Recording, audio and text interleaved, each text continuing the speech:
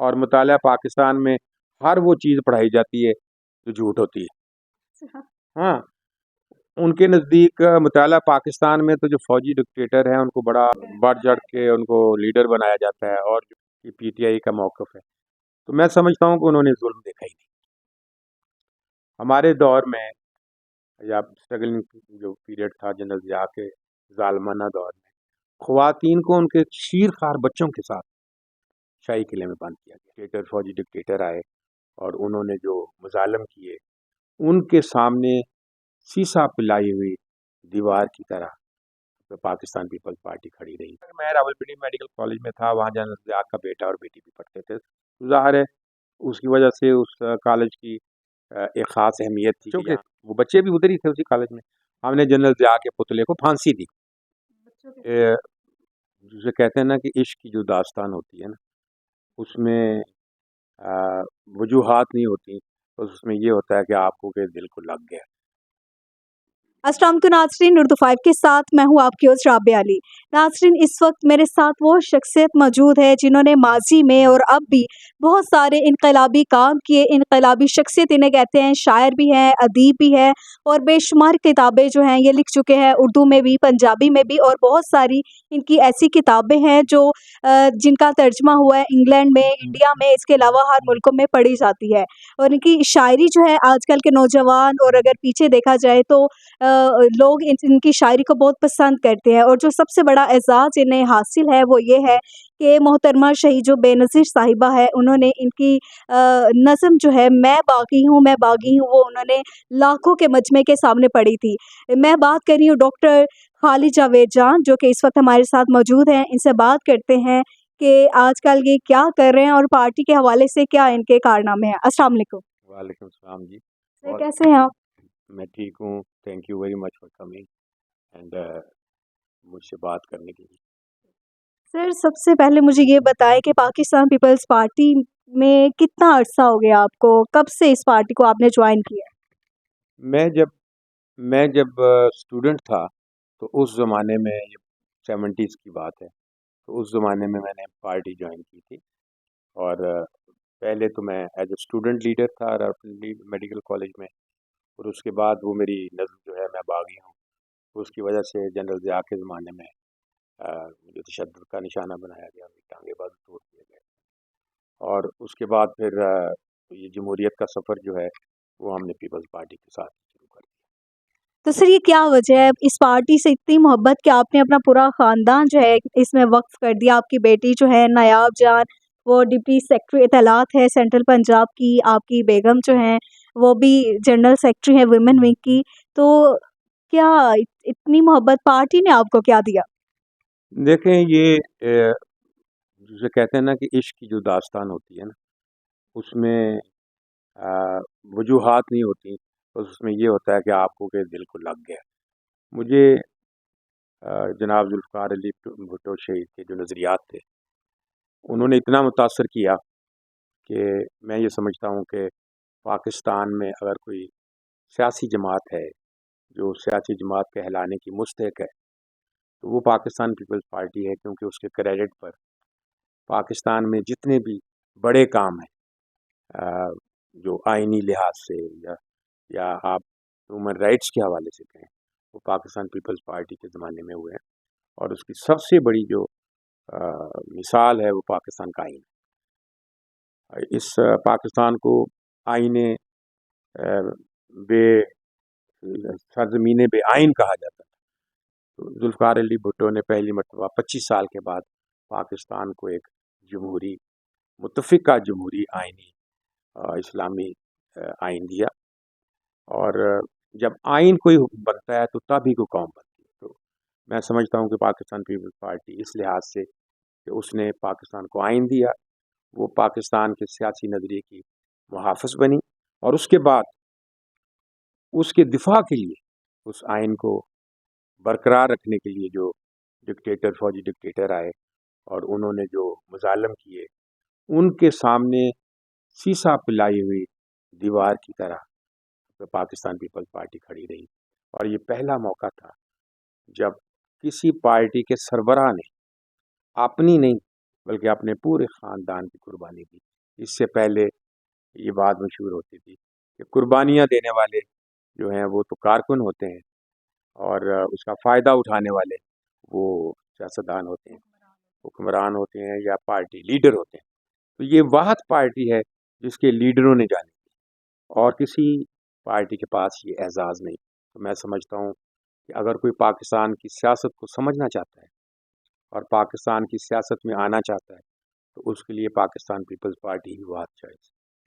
سر، general Zia الحق کے دور میں بہت سارے مشکلات تھے، مارشل لا لگا، اس کے بعد آپ نے کتنے مصائب کا آپ کو سامنا رہا اور کتنی مشکلات تھی، کیا جدوجہد تھی اس وقت، اور کن کن مشکلات کا آپ کو سامنا رہا؟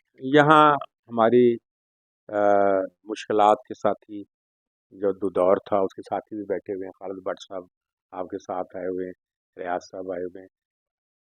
یہ بھی آپ کو بتائیں گے کہ وہ ایک ایسا دور تھا جس کو آپ کی جنریشن سوچ نہیں سکتی، کیونکہ آج جو کچھ بھی ہو رہا ہے پاکستان میں، اس میں ہر پارٹی کہتی ہے کہ پاکستان کی تاریخ میں اس سے زیادہ ظلم ہمارے ساتھ نہیں ہوا، جو آج کل کی پی ٹی آئی کا موقف ہے۔ تو میں سمجھتا ہوں کہ انہوں نے ظلم دیکھا ہی نہیں۔ ہمارے دور میں یا اسٹرگلنگ جو پیریڈ تھا جنرل ضیاء کے ظالمانہ دور میں، خواتین کو ان کے شیر خوار بچوں کے ساتھ شاہی قلعے میں بند کیا گیا، اور جس طریقے سے لوگوں کو سر عام پھانسیاں دی گئیں، کوڑے مارے گئے، وہ اس کی مثال نہیں ملتی۔ یعنی اس سر، ابھی بھی تو پی ٹی آئی کی کافی خواتین ہیں جن کے ساتھ ظلم و ستم ہو رہا ہے، بچوں سے دور رکھا گیا ہے۔ میں وہ عرض کر رہا ہوں وہ بھی ہیں، لیکن وہ اس کا عشر اشیر نہیں، کیونکہ جو اس زمانے میں یہ ہوتا تھا کہ اگر ایک گھر کا بچہ ہے اور پیپل پارٹی میں ہے اور پولیس کو وہ مطلوب ہے تو وہ سارے خاندان کو پکڑ کر لے جاتے۔ ہمارے ہاں لاکھوں، ایک نہیں لاکھوں کارکنوں ہیں، یہاں تو آپ نام لے سکتی ہیں نا، 2 4 5 لوگوں کا۔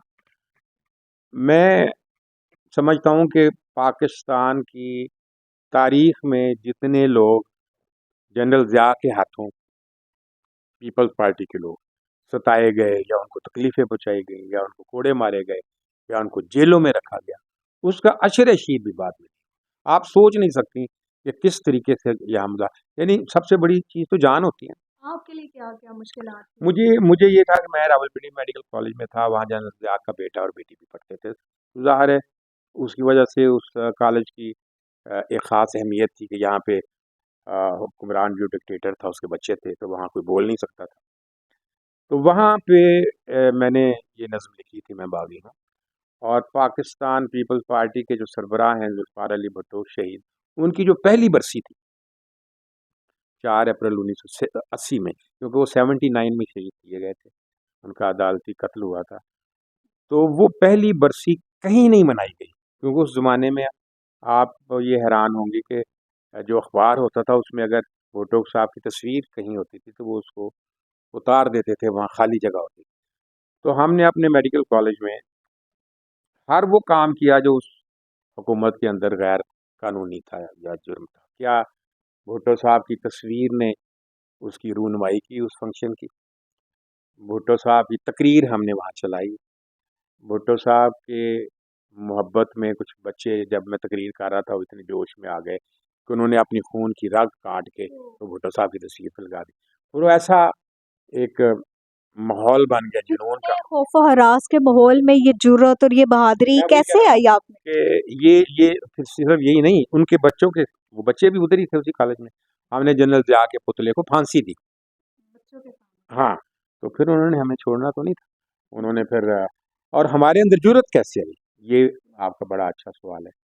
ہمیں یہ جرت بھٹو صاحب نے، جو سونے کے چمچ لے کر پیدا ہوا تھا، اگر وہ عوام کی خاطر اس نے 2 سال ایک تنگ و تاریک کوٹری میں، موت کی کوٹری میں گزارے، وہ ان کے حالات بھی آج کی نسل کو پڑھنے چاہیے کہ کس طرح 2.25 سال بھٹو صاحب کو زیتے دی گئی، جب ایک اتنا بڑا آدمی جس کا باپ بھی وزیر اعظم تھا، جو خود بھی وزیر اعظم تھا، اور بعد میں ان کی بیٹی بھی وزیر اعظم بنی، اتنی آسائشوں میں پلا ہوا، اگر وہ عوام کی خاطر قربانی دے سکتا ہے تو پھر ہم جیسے لوگوں کو جو عوام میں شامل تھے ہمیں بہت حوصلہ ملا، اور یہی وجہ ہے کہ جو حوصلہ جو جرت بھٹو صاحب نے اپنے کارکنوں کو دی، وہ کوئی اور پارٹی نہیں دے سکتی، اور ان کی خاطر لوگوں نے اپنے آپ کو جلا دیا، آگے لگائی۔